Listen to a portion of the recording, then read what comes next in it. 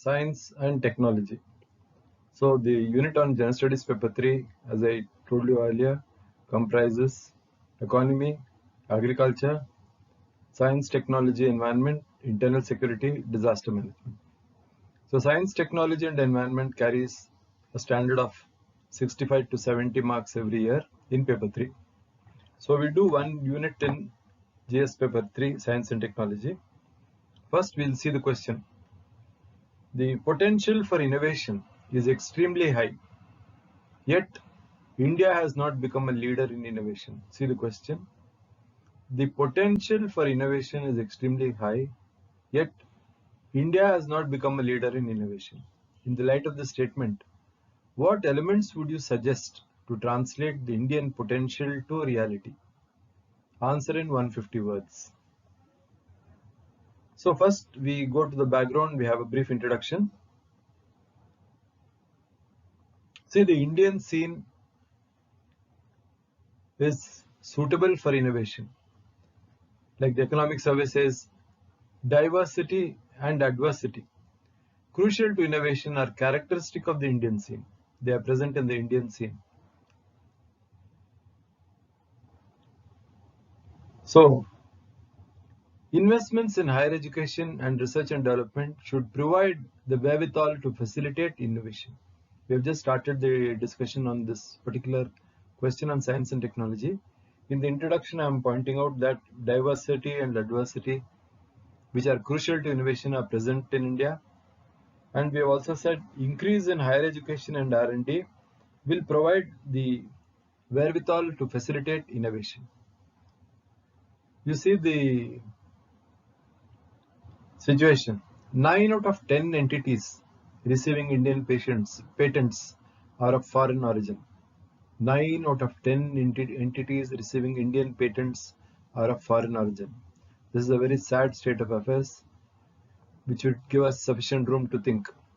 Democracy, demography, diversity give us a unique advantage in promoting innovation and becoming the leader in innovation. So this will be the introductory part to the question. Now, what elements would you suggest to translate the Indian potential to reality? First element I would suggest is venture funding. So by venture funding, I mean the government should take the role of venture funding, and government should have tolerance to high failure rate, and the government should not resort to conventional auditing in venture funding. See, because this is something new, and sometimes it takes time. So we should not fix responsibility on unsuccessful ventures. It takes time. So you take the example of Israel. See, the Israeli government is playing a vital role in venture funding. The same thing the Indian government also can do with, as I told you, with a high failure tolerance. Learn to accept failure because the returns are in the long run.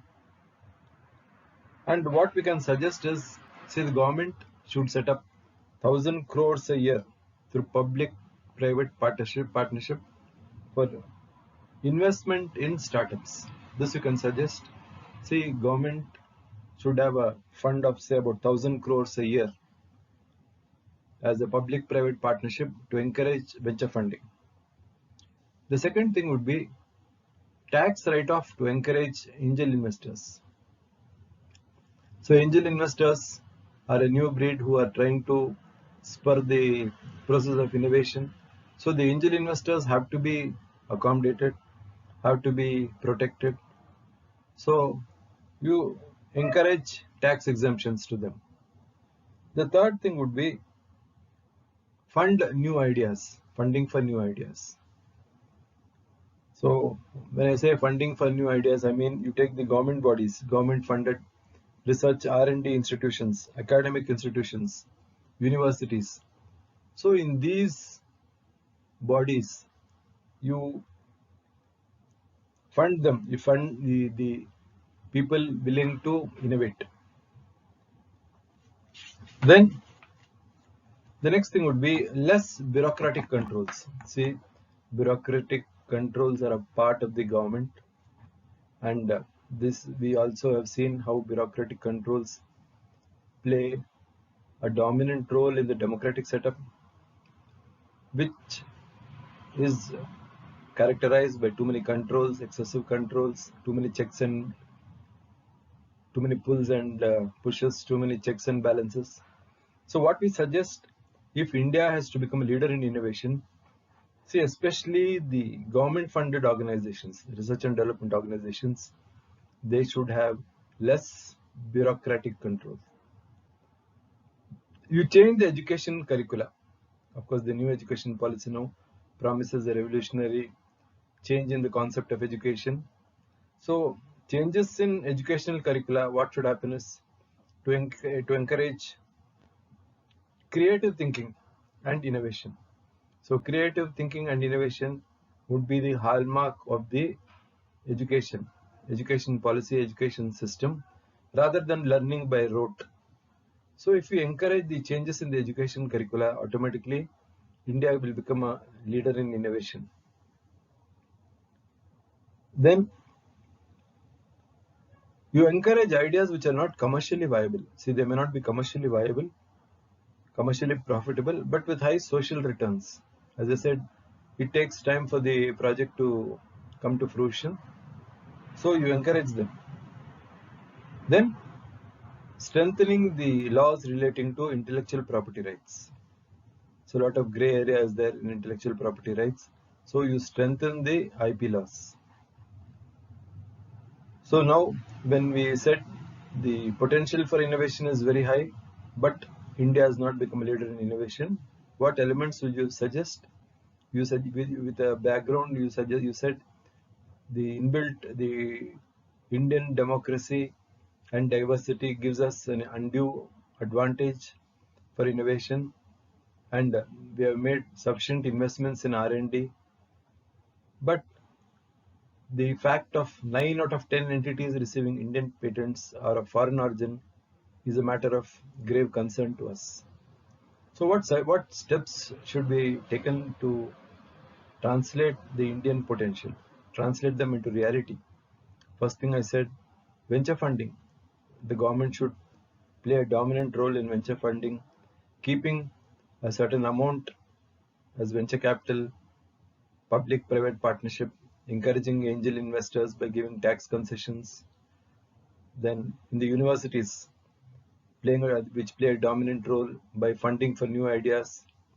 Then I said the Indian scientific institutions, especially those relating with R&D, should be less bureaucratized, less bureaucratic controls. They should not be treated like any other government organization.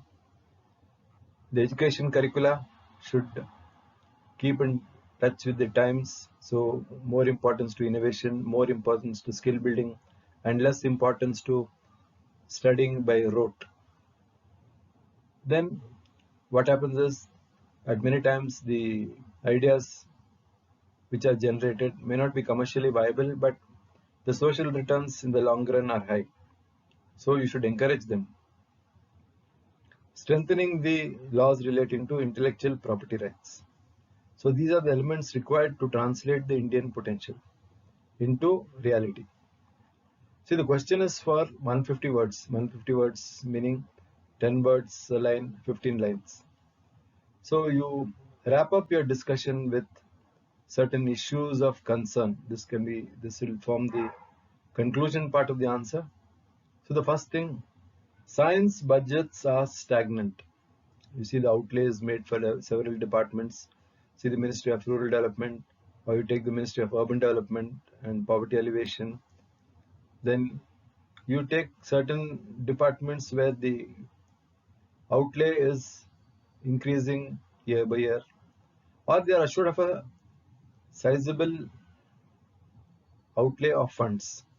Whereas the science budgets, whether it is in the government of India or with the state governments, these science budgets are stagnant in the sense that a routine allocation is made for a year, this continues year by year, no proper review, no proper importance. given to the science budgets. The second thing, state governments do not invest in science. You see the working of the state governments, since the Department of Science is a very low-key posting for the civil service, and it is seen as a punishment posting. And the see the attitude of the state governments. The state governments do not invest in science because they have to invest only in departments which provide populism, populist programs, and indirectly act as a vote-catching device which influence the electorate. So science is always on the back burner. State governments do not invest much in science. Then you take the Indian industry. The Indian industry has got a very low demand for science. So these are the three factors which are affecting or preventing the Indian potential becoming a reality. First thing I told you, give more outlay to the Department of Science and Technology, both at the center and the states. Then more importance has to be given by the state governments for science, for the Department of Science. Then the Indian industry should recognize the potentiality of science. So if these three issues are taken care of, there will all be the possibilities, the potential to translate the Indian dream to reality. See, the question clearly says potential for innovation is high because of diversity, demography, and democracy. These three factors are giving us an undue advantage. We should make use of this advantage in seeing that the Indian potential of becoming a leader in innovation is translated into reality. Thank you.